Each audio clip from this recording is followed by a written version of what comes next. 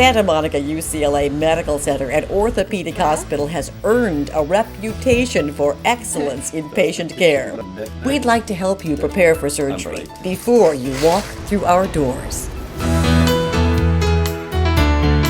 Hello, I'm Posey Carpenter, Chief Administrative Officer of Santa Monica UCLA Medical Center and Orthopedic Hospital.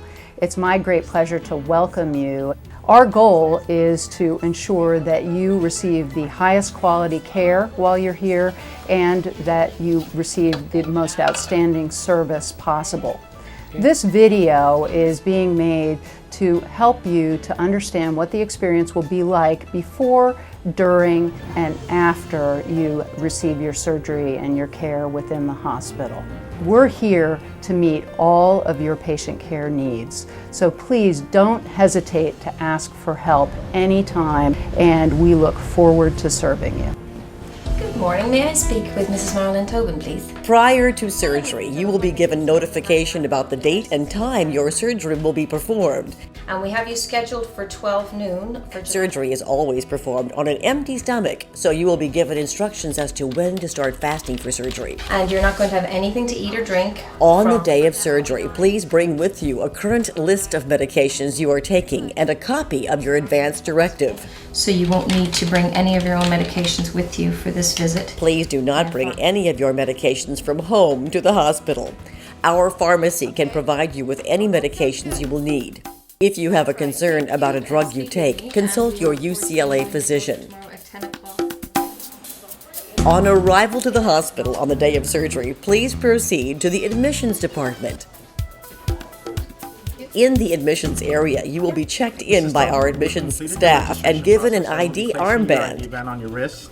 This is how every staff member will identify you when you come in contact with any of them. This ID band should be checked by every person who comes into contact with you during your hospital stay. Everyone who comes into contact with you must also wash their hands or use a hand sanitizer. If they do not, we encourage you to ask them to do so. I thought it was terrific from A to Z. As far as the entry, reception, it was handled beautifully, very comfortable because obviously I was quite nervous. And after the surgery, the staff, the nurses were attentive. I never had to wait. Everybody announced their name. Their hands were always washed the minute they came in. So for me, it was like the Four Seasons of hospitals. I truly thought it was terrific. Once this admission process has been completed, you will be directed to the Procedure and Treatment Unit. It's also called the PTU. In the PTU, you will change into a surgical gown. You will meet your nurse, an anesthesiologist, and surgeons. Your belongings will be bagged and placed in a locker and returned to you in the evening, unless your belongings remain with your family members. Don't bring any valuables. Your blood pressure was 136/67, which is perfect.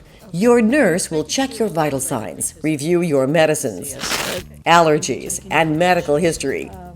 An IV line will be started to allow administration of medication.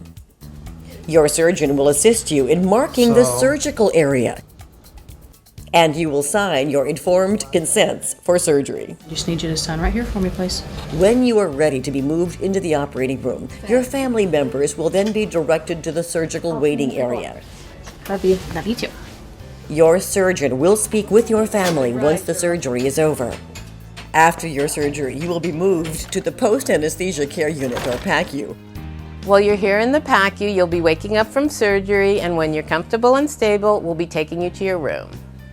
You may not remember being here, but over the next several hours, you will be gradually awakened. When certain parameters are met, you will be transferred to your room. Thank you. So how are you doing? Good. Thanks. Okay, welcome in. She's your nurse's aide today. Once you are settled into your room, your care partner will show you how to use the call light to ask for assistance. Or some questioning for your medication. The nursing staff will monitor your heart rate and blood pressure on a regular basis. You are likely to experience some pain related to your surgery. Our goal is for your pain to be tolerable or better. Pain medication can be administered in a variety of different ways.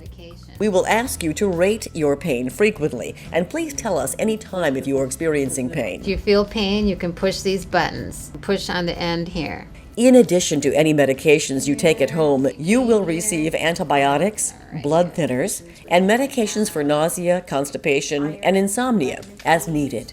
Once you are able to eat, generally the evening of your surgery, you will be able to order meals from our room service menu according to the diet your physician recommends for you. And a hot open-faced turkey sandwich. While you are in surgery, drains and catheters may be placed to remove urine and surgical drainage from your body. Most drains are removed by the second day after surgery. The nursing staff empties drains of urine and fluids on a schedule. If you have any questions or concerns about your drains, please ask us.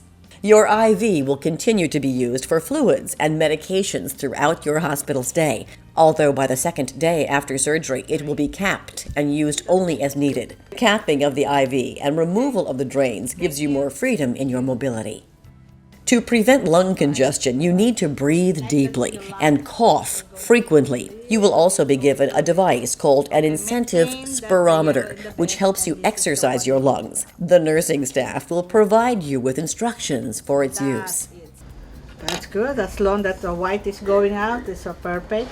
To prevent blood clots after surgery, your surgeon will direct the nurses to provide specific treatment for you. Treatments may include compression pumps, support hose, medications, exercises, or a combination of these therapies. Okay, good. All good. If you need to use the bathroom, the nursing staff will assist you. Sometimes it may be helpful to use the bedpan or bedside commode immediately following surgery. Please use the call light at any time to ask for help. Hold the star wheel here. Both hands. We do not want you to get up without assistance. Yourself that way. Okay. 1, 2, up.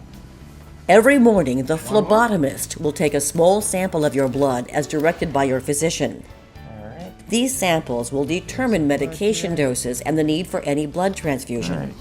Depending on your particular surgery, you may have activity or mobility precautions you need to follow to protect the surgical area while it's healing.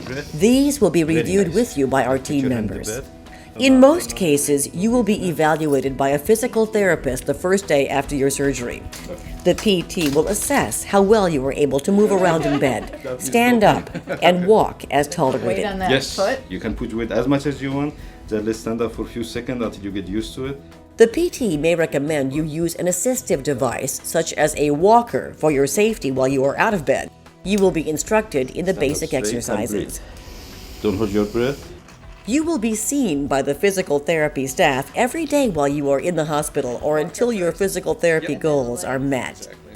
The physical therapy staff will help progress your general mobility and prepare you for discharge. This will include techniques for getting out of bed, improving walking tolerance, curb and stair training. You may also be evaluated by an occupational therapist who will assess how well you are able to complete general activities of daily living, including dressing, bathing, and toileting. You will be instructed in the use of adaptive equipment as needed. Our goal is for you to return home directly from the hospital with appropriate home health services and equipment, but placement at a skilled nursing facility for a period of rehab may be arranged if needed. A case manager or discharge planner will assist you. Okay, and how have you been doing in therapy? Do you feel like you can manage at home? As you are progressing toward your discharge day, our team will be encouraging you to get out of bed for all your meals, walking to the restroom, and performing prescribed exercises. Increasing your activity will benefit your digestion, circulation, and breathing. Keep in mind that rest and activity need to be balanced. Before you are discharged, we expect that you will be taking oral pain medication to relieve your pain to a tolerable level or better, that you will be eating and drinking without restrictions, and any constipation will be resolved. Barbara, how you doing? You look great. Thank you. Discharge time is 11 a.m. You will leave our hospital with all the information you need to ensure a smooth transition to home or a rehab facility. Our goal is to help you resume a normal, active lifestyle as quickly as possible.